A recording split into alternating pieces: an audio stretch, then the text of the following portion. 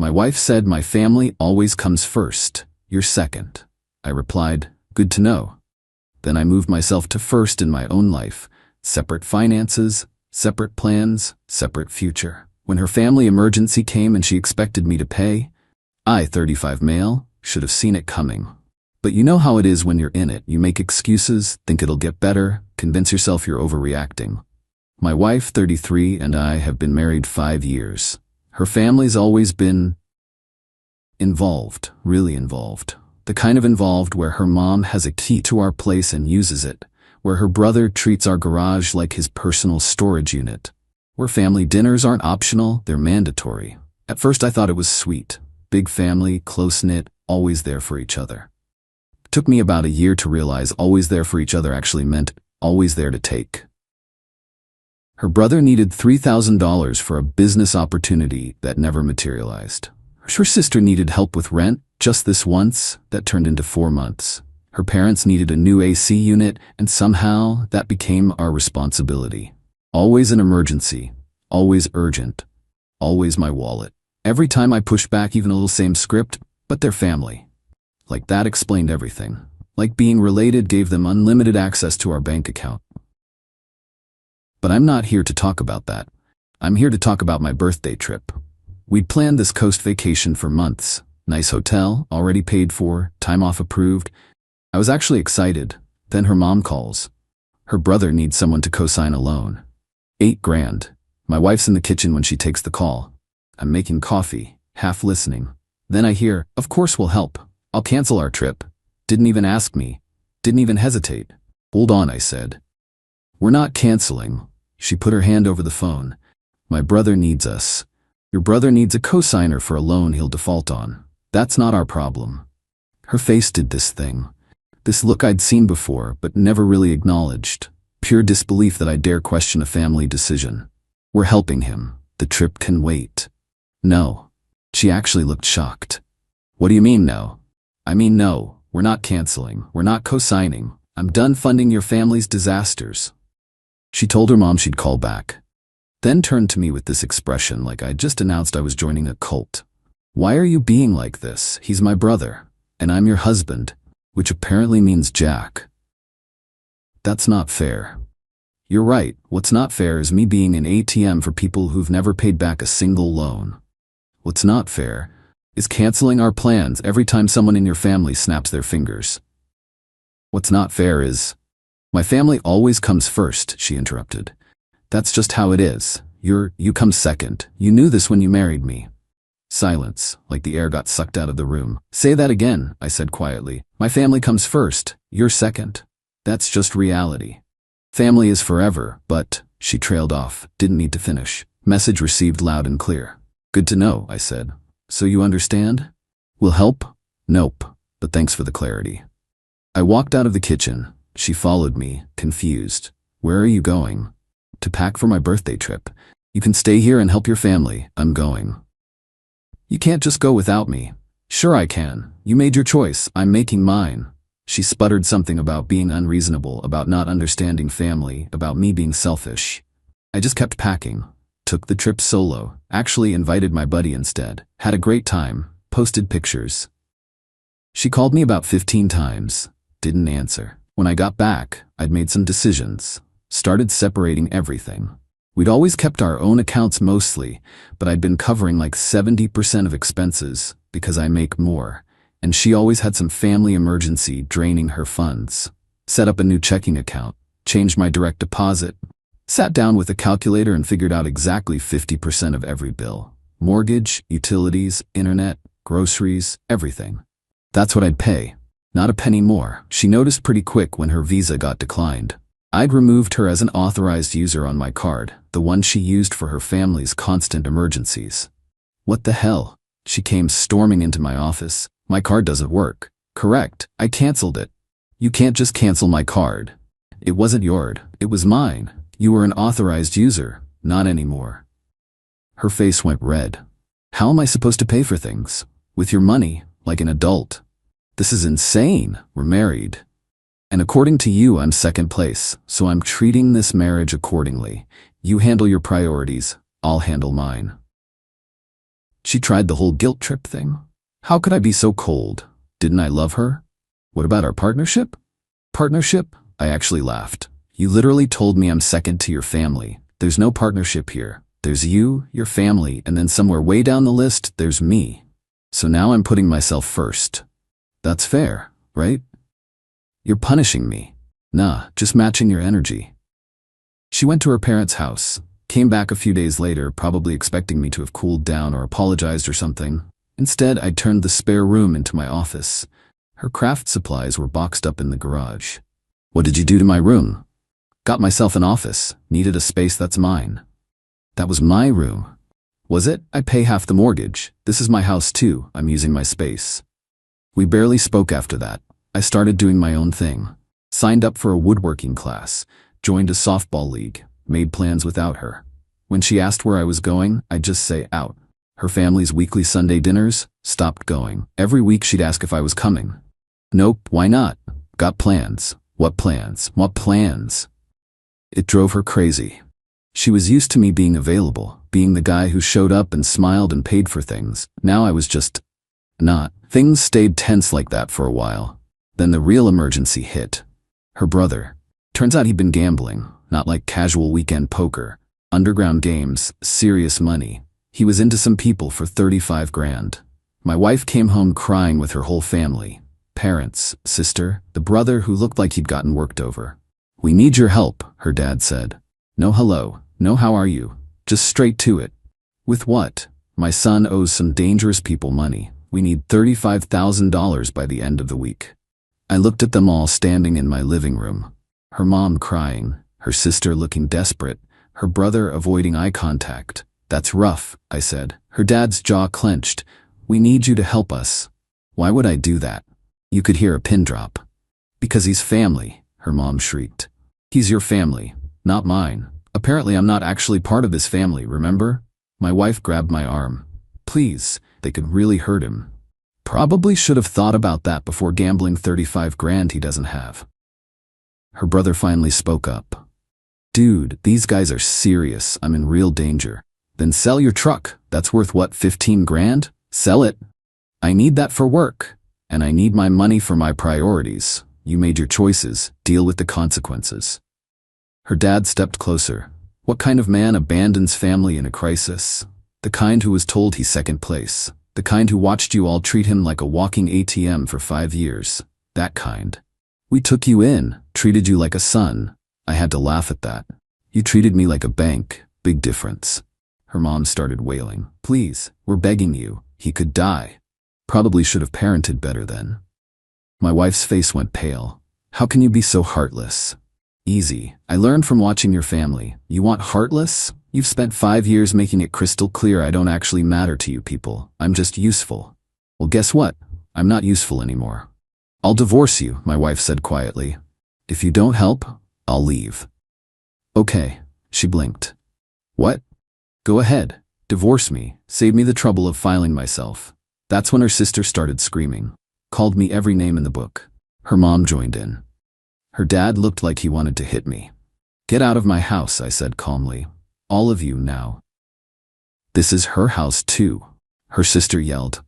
Nope. My name on the mortgage. My house. Get out or I'm calling the cops. They left, dragging my still crying wife with them. She didn't come home that night, or the next. Found out through a mutual friend they managed to scrape together about 20 grand. Her parents took a loan against their house. Her sister pawned her wedding ring. Her brother sold his truck, still short 15 grand. The people he owed gave him an extension and started charging interest. And apparently, they all decided this was my fault. Update 1. The harassment started pretty much immediately. Her dad showed up at my office, made it past the lobby somehow, started yelling at me in front of my coworkers about abandoning family, about being a coward, about what kind of man I was. Security had to drag him out. He was screaming the whole time about how I'd regret this, how karma would get me. My boss called me in after. What the hell was that? Explained the whole situation. The gambling, the money, the divorce. Jesus, he said. Look, I get it, but we can't have that kind of scene here again. Understood. I'll handle it. But handling it was harder than I thought because they weren't done. Her mom started a phone campaign. Called everyone in my family, my parents, my siblings, my aunts and uncles, cousins I haven't spoken to in years. Told them all I was heartless, that I refused to help in a crisis, that I was abandoning my wife. My mom called me. She's saying you wouldn't help with an emergency? She's saying I wouldn't give her brother 35 grand for his gambling debts. Long pause. Oh, that's different. Yeah. Good for you, baby. Don't let them bully you. Most of my family was cool once they got the real story. But her family kept escalating. Someone keyed my car. Deep, deliberate scratches, all down the side. I'm 90% sure it was her brother but can't prove it. Filed a police report anyway. $800 in damage. Then my wife's sister showed up at my softball game, waited until we were done, then cornered me in the parking lot. You know they beat him up again, right? Broke 2 of his ribs. That's on you. That's on him for gambling. You could have prevented it. He could have prevented it by not being an idiot. You're a sociopath. And you're enabling a gambling addict. We all got our flaws. She called me some more names and left. The really dirty trick came through work again. Someone filed an anonymous HR complaint. Said I'd been making threatening comments about family members and showing unstable behavior. HR called me in. Different person this time, looked uncomfortable. We received a complaint about you. From who? Anonymous. But they're claiming you've been volatile, making concerning statements about harming family members. I just stared. That's completely fabricated. We have to investigate all complaints. Ended up having to write a statement explaining the whole divorce situation, the harassment from her family, everything. It was humiliating. This needs to stop, my boss told me after. I'm sympathetic, but if her family keeps involving the workplace, we're gonna have a problem. I'm working on it. Started documenting everything. Every call, every text, every incident. Built a file. My wife finally called me. First time we'd spoken since that night. We need to talk. About what? About us. About fixing this. There's nothing to fix. You made your choice. I made mine. We're done. Don't I at least deserve a conversation? You told me I'm second place and expected me to fund your family's crises forever. We had the only conversation that matters. I didn't mean it like that. Yeah, you did, and it's fine, but you don't get to have it both ways. Your family comes first? Great. They can support you through this divorce. She started crying. Please, can we just talk? Face to face? Against my better judgment, I agreed to meet her for coffee. Big mistake. She showed up with her mom, ambush style. Her mom started in immediately. You need to stop this foolishness and help us. I'm leaving. I stood up. My wife grabbed my hand. Please just listen. I came to talk to you, not get ambushed by your mom. She's here because you won't listen to reason. Reason? You want to talk about reason? Your brother gambled away 35 grand. Your family took out loans they can't pay back to cover his mess, and somehow I'm the unreasonable one for not joining that disaster? Her mom's face went red. He made a mistake. He made a series of choices. Bad ones, not my problem. We raised you, she screeched. Fed you at our table, welcomed you into our family. You used me. There's a difference. I left them sitting there. Blocked both their numbers.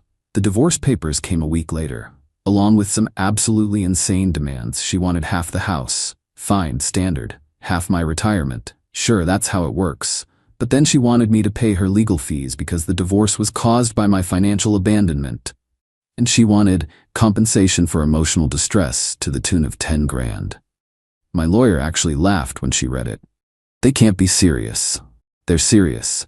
We'll counter. This is ridiculous. The back and forth started, her lawyer playing hardball, my lawyer shutting it down with facts. Meanwhile, her family situation was apparently getting worse. Found out her parents might actually lose their house. The loan they took had some kind of balloon payment they can't cover. Her brother disappeared, just vanished. Word is he left the state because the people he owed weren't playing around anymore.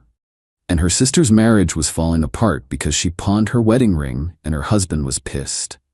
All of it landing squarely in my wife's lap. She tried texting me from her sister's phone since I'd blocked her. Are you happy now?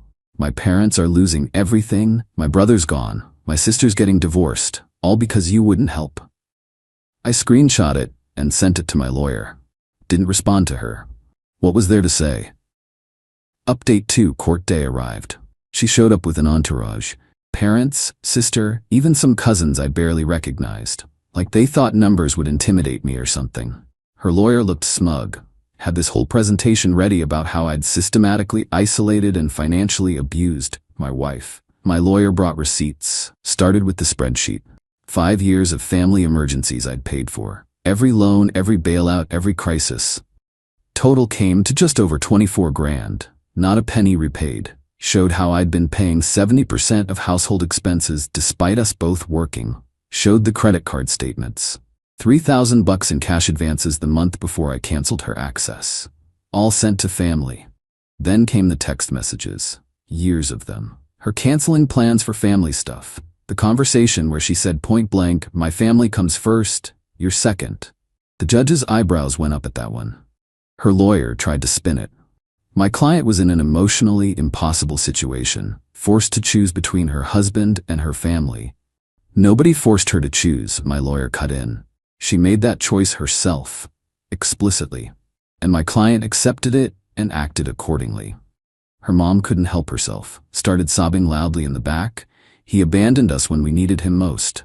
The judge looked up. "Ma'am, you're not a party to this divorce. Be quiet or leave." That shut her up, temporarily. Her lawyer tried a different angle, argued I should pay her legal fees because I caused the divorce by withdrawing financial support. She filed for divorce, my lawyer pointed out. Not him. She initiated this. Only because he made the marriage untenable. By setting reasonable financial boundaries after being told he was second priority. The judge looked tired. "Counsel, unless you have evidence of actual abuse or illegal activity, the court isn't interested in marital drama. Do you have such evidence?" Her lawyer floundered. "Well, the sudden withdrawal of financial support. He stopped paying for her family's emergencies with his personal income. That's not abuse, that's a boundary." Next argument. "They tried to push for alimony, claimed she'd been economically dependent on me." Judge looked at her income, looked at the evidence of where my money had actually been going, her family, not her, and shut it down. The court finds both parties are employed and capable of supporting themselves. No alimony.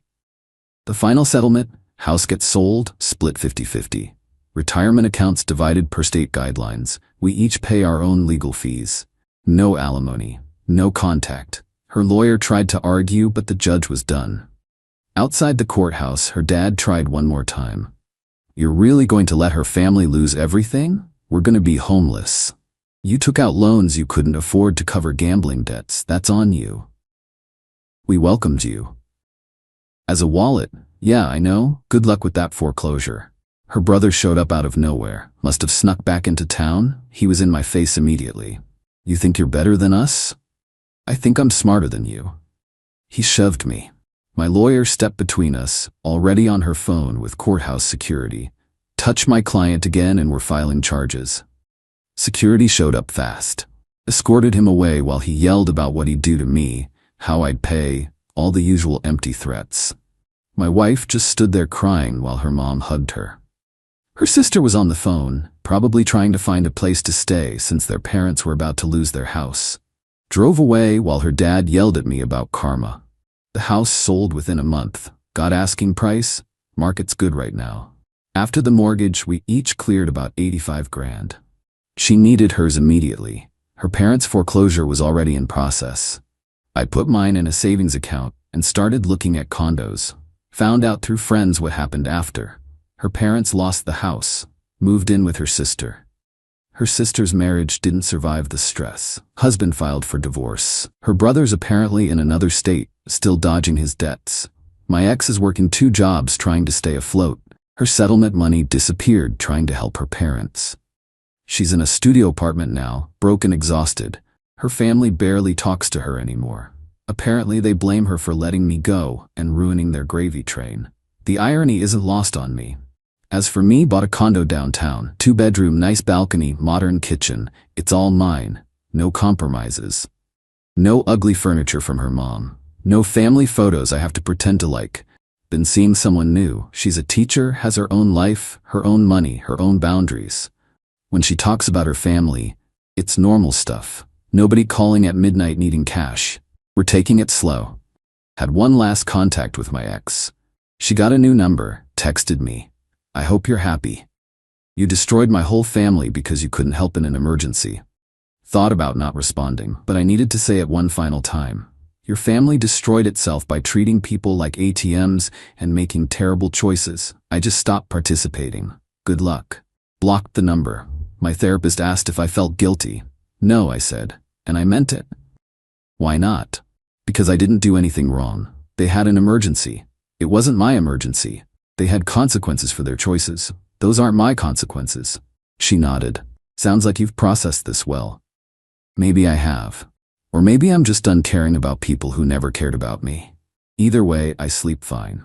The revenge wasn't elaborate, wasn't some master plan. It was just stopping. Stopping the loans, stopping the sacrifices, stopping the endless cycle of putting myself last while they put themselves first. They called it abandonment. I call it self-respect. And honestly, best decision I ever made.